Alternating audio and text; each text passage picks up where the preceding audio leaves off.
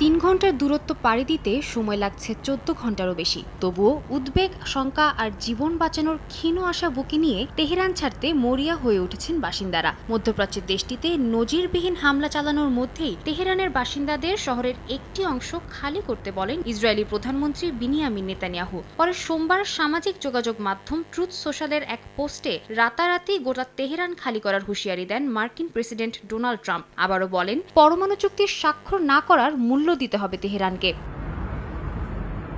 হুঁশিয়ারি আসার পর থেকেই রাজধানীর রাস্তাঘাটে যাত্রীচাপ সামলানো দুঃসাধ্য হয়ে পড়েছে। যানজটে নাজেহাল হলেও রাজধানী ছাড়তে পেরে নিজেদের ভাগ্যবান ভাবছেন ইরানিরা।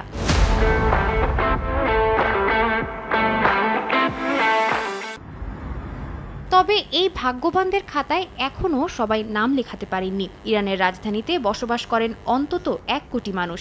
রাতারাতি তাদের অন্য জায়গায় সরে যাওয়া কিছুটা অসম্ভবই বটে। এ অবস্থায় দুশ্চিন্তায় রাত দিন কাটাচ্ছেন কয়েক লক্ষ মানুষ। প্রতি মুহূর্তে জীবন নিয়ে শঙ্কা হয়ে উঠেছে তাদের সঙ্গী। ব্রিটিশ গণমাধ্যম বিবিসি জানায়, ইরানি চ্যাট গ্রুপগুলো রূপ নিয়েছে রাজনৈতিক আলোচনার জায়গায়। কোথায় কোথায় হামলা হচ্ছে তা জানানোর প্ল্যাটফর্মও হয়ে উঠেছে সেগুলো। সাদিয়া তাসনিম, সময় সংবাদ।